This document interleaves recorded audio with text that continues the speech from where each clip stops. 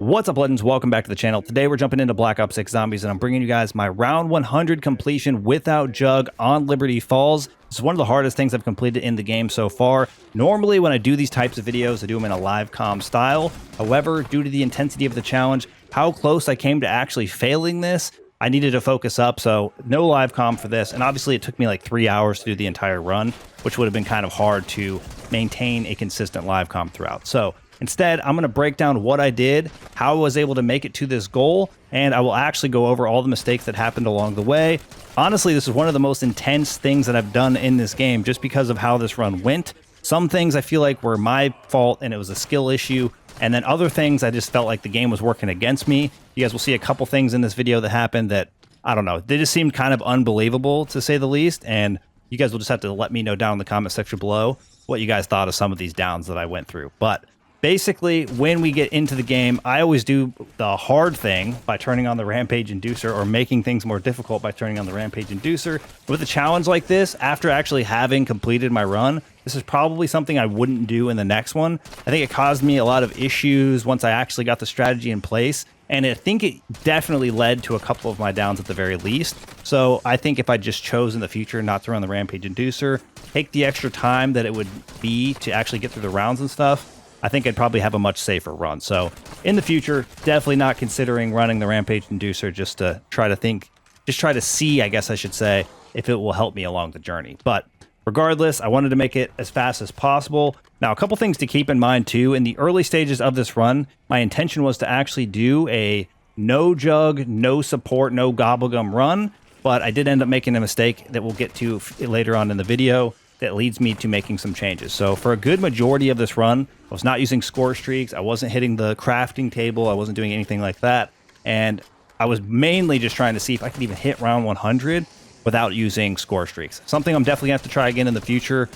Again, there was a lot to learn throughout this run, and I think going back and trying it again, I'll have a much better attempt. So first thing, when I actually jumped in the match after turning on the rampage inducer, I normally stay within the first room until about round 8 or 9, because if anything happens, say I go down or whatever the case might be, I just feel like the run's not going to be good. I can restart and I don't feel like I've invested a lot of time. So normally I stay within this area. It allows me to build up enough points, get all the doors opened up to Pack-a-Punch, and then grab Pack-a-Punch level 1. I am using the Maelstrom. The main reason I thought this would be good for this run specifically is because I was intending on using no streaks, and due to the strength of the weapon, especially with double tap, I felt like it would be a great option against the Manglers and the Abominations, and just overall make part of this journey a bit more easy. So that part did end up actually being true, and due to the fact that I didn't have to scale this weapon as fast in the early rounds, I think it was an absolute perfect option. So I did get Pack-a-Punch level 1, then I started grabbing the parts to build the jet gun. This was a bit risky. Again, running the rampage inducer, I definitely could have lost some dying wishes way earlier on, but it was worth the risk in the end, and obviously at this point I don't have any perks, so if I go down I could just technically restart. Not a lot of time invested. Now, when it actually came to getting the parts for the jet gun, I had to play things a little bit more on the safe end because I wasn't quite sure if you were allowed to use the Mangler cannon to actually open the door, so I chose not to do that. I actually waited until the Mangler came in, made it blast the door, so that way I get the wiring for the final part of the jet gun. The only real hurdle I faced during this too was when I was actually doing the water valve, because I did have to use both my shroud charges, and I did have to, of course, use my decoy. But after I got all 3 parts for the jet gun, I was able to put it together, and then I was able to kind of set myself up for the strategy. I think I actually got access to the jet gun somewhere around round 12, and right before this, I was able to acquire Quick Revive, Speed Cola, and PhD. Quick Revive is an obvious why I got that. I need to be able to get my health back quicker, especially without having the extra health that Jugg provides. And obviously, without Jugg, even if you have plates, getting hit eventually, as we'll see later, through your plates is very possible, and you'll end up getting smoked anyway. So being able to have the extra self-revive-esque thing, especially in a run where you're trying to consider no support, so you're not allowed to technically go to the crafting table to acquire that, it's definitely a go-to as one of your #1 perks. Speed Cola is going to help me reload faster with the Maelstrom. We're already dealing tons of damage. We just need to be able to make sure we're able to consistently do that.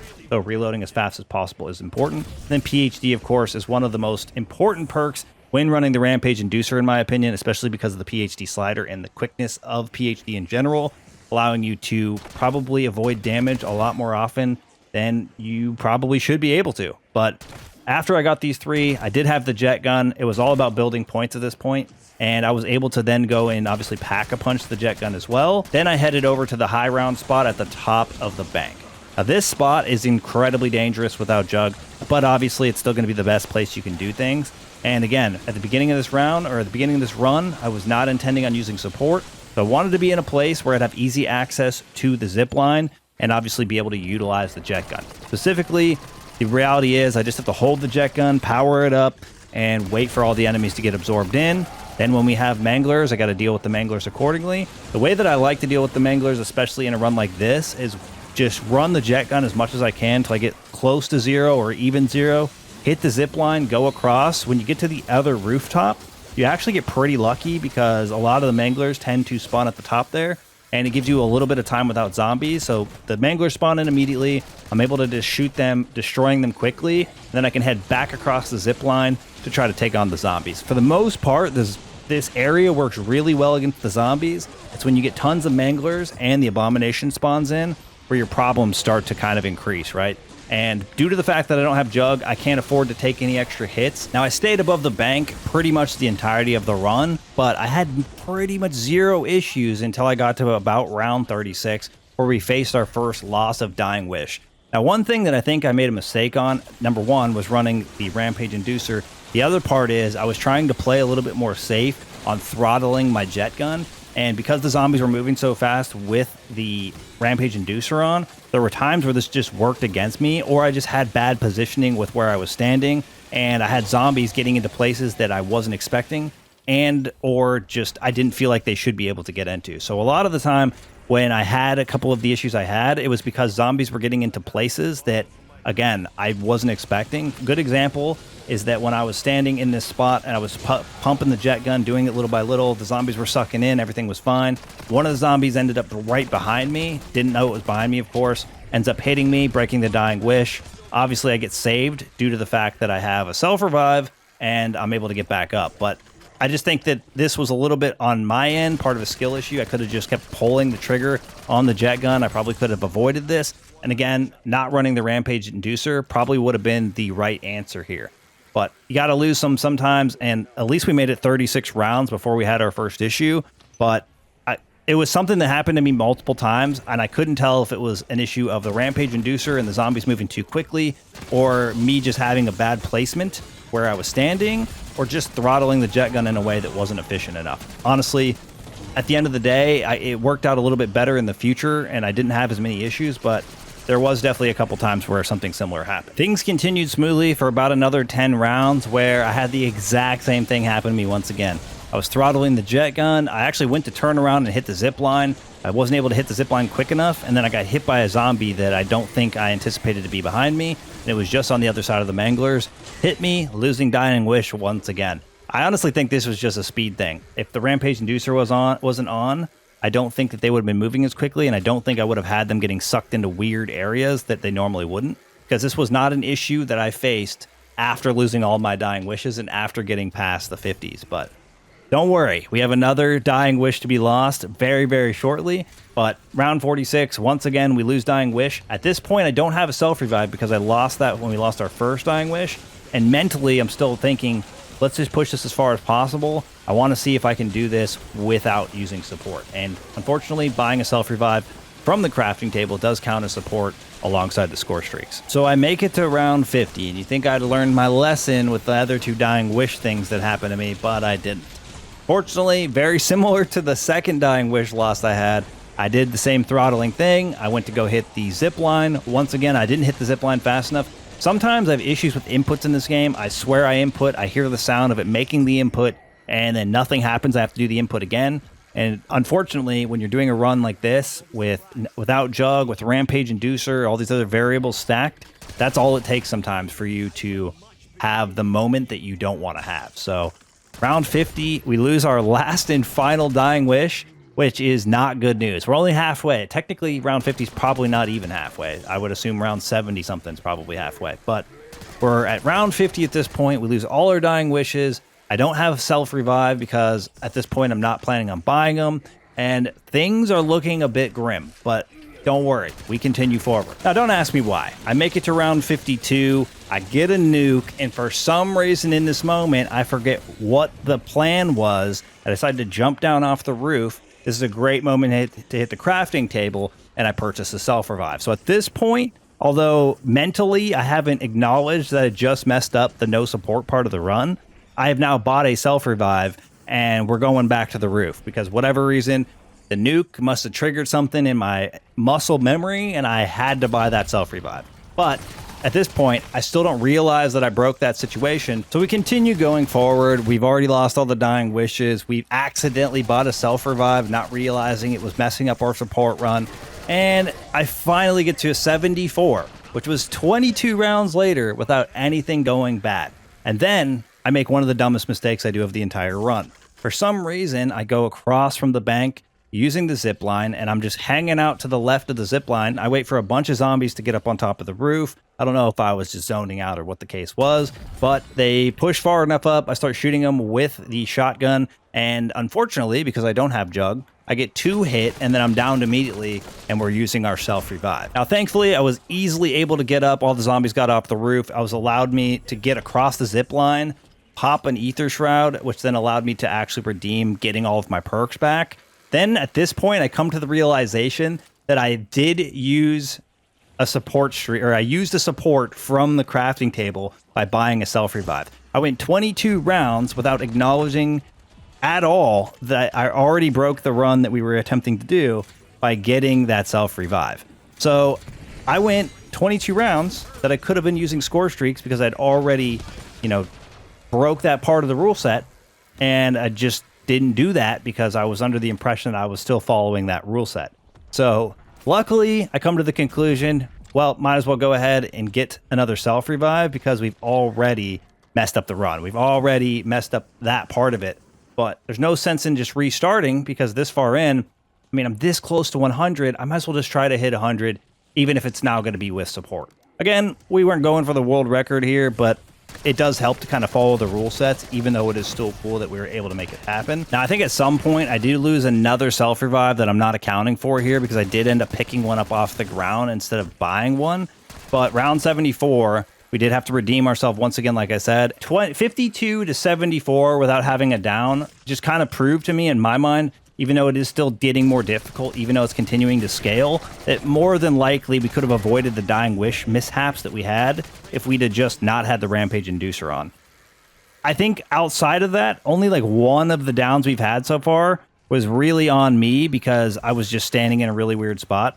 I think other parts were maybe just, me not realizing that I shouldn't have been throttling the jet gun, or just finding myself in a position where I wasn't able to interact fast enough with the zip line. Those are things that I could go 50 rounds without doing once and then just mess up and have it happen one time too. So I don't really hold those against myself as like you made a huge mistake type thing. It's just, it can happen or it might not happen. Sometimes it depends on what's on the ground in front of you. All in all, I think the round 74 down was absolutely the worst so far. Now, although we burned a bunch on this journey up to this point, I think this is a point where I also started to get a lot more consistent. Going from 52 to 74 without any mistakes. Then we actually make it all the way to round 89. So I make it to 89, and I decide I'm going to save and quit, and I'm going to take a break. It's been 2.5 hours. And then I'll come back, and we'll finish the last 11 rounds or so. The unfortunate part is this was actually one of the things that cost me another self-revive. So when I loaded back in on 89, again, it's partial to the fact that, you're not really in the rhythm, again, I guess you could say, because when you get back in from a save, you're not really ready for everything that's happening. Whereas if you're like continuing your run as you go, you're just following a rhythm. You're jet gunning, you're taking the zip line, you're coming across. But I definitely felt like this is where things got a lot more interesting because this was one of the times where I felt like I got robbed the most. We load in right off the rip. I think it was like less than 30 seconds into me coming off the save. I'm jet gunning. A nuke pops up. I hit the nuke. I think that the nuke's going to save me from the zombies actually hitting me. A couple of the zombies, I don't know if they were like mid-jet gun travel or what the case was, but they rolled into me and then they both whacked me at the same time as the nuke was already going off, and they downed me immediately. Literally less than 30 seconds into me loading my save. So at this point, I'm like, you know what? We're going to start pulling out the heavy artillery. I decide I'm going to start mutant injection every time at least that an abomination round shows up. In my mindset, as long as I had a self-revive still available to me, I wasn't trying to do mutant injection every single round because I definitely think that would have helped me go through it. If I was going for the actual record, I would probably have put more into mutant injections every round or every other round, or just a lot more consistently than I did. But I felt like the best time to use it was realistically when I had abominations, and other than that, I should just follow the strategy that I was doing. I didn't want it to be too focused on mutant injections because I feel like it took a little bit away from the challenge itself. But all in all, at the point that I realized, you know what, we broke our rule set. We already bought a self-revive. Let's just start cycling, getting us some of these mutant injections to help us get through those harder to do rounds. It's also nice too because it's almost guaranteed to get you through the entirety of the round. Once you get into the 90s, it doesn't quite stretch that far, but as long as you're able to get rid of a majority of the manglers and the abomination, I mean, you're in pretty good shape considering. Basically, the entirety of this time doing this run, I'm following the exact same strategy. Pumping the jet gun like you do for your high round. Once it gets a little bit risky, we take the zip line across. The manglers do respawn on that side. I'm able to damage them pretty much almost down instantly. They get killed pretty quick, even in the higher rounds with the Maelstrom double tap, all that. So I don't have much issue with the manglers. I'm not in a bad situation. We're doing good. Everything's pretty straightforward. The only thing we have to do is not take it down. We're at this point on round 94. We're 6, or I guess technically probably 7 rounds away from hitting our goal of round 100. And we're on our final self-revive, or at least I believe at this point it's the final self-revive. I'm in a great spot. I'm pumping the jet gun like we have been the entire time. It's a vermin round. Vermin rounds are usually pretty straightforward.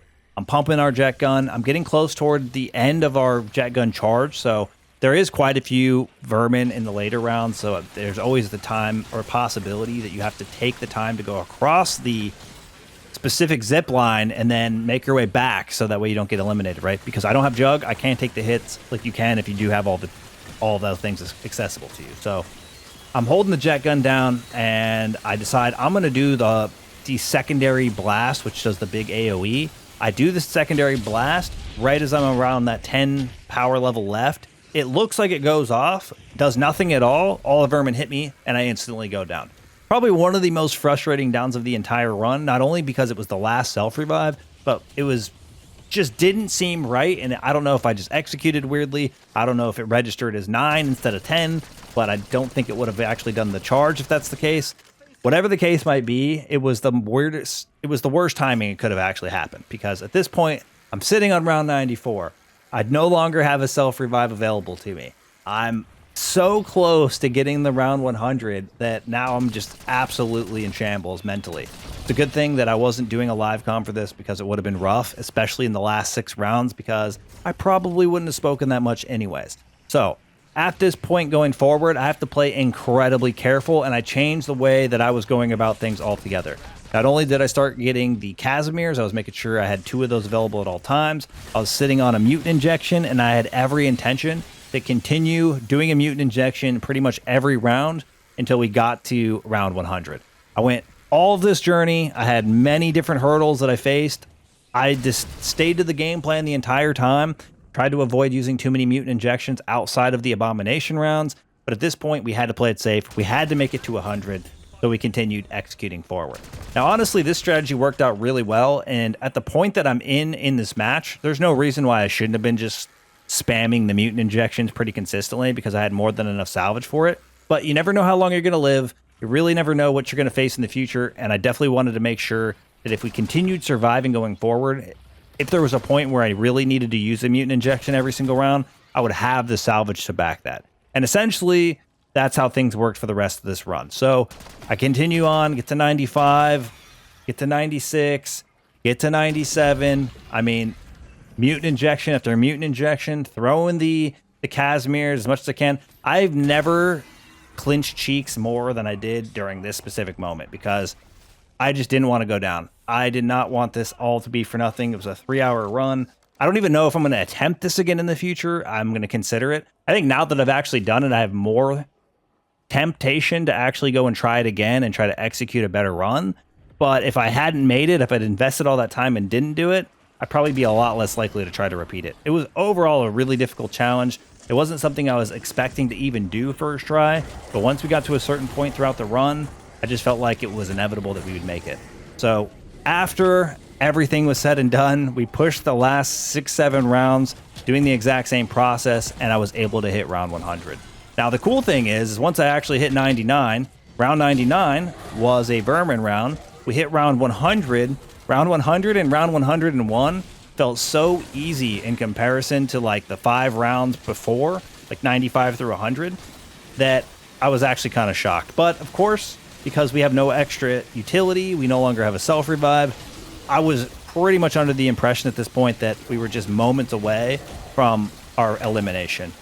And we continued, we got to 102, everything was looking pretty good. I was playing the round pretty safe. I actually felt like we almost got to the end of the round, and then I tried to throw a Casimir, wasn't able to pull up my gun fast enough, and we got zapped off the face of the earth. Now, I definitely feel like I could probably knock this out on other maps. I don't know if you guys would be interested in something like that. I also don't know if this is the type of commentary that you guys like to see on some of my videos. If you prefer the live comm, you'll have to let me know down in the comment section below. If you guys want to see more videos like this, let me know down in the comment section below as well.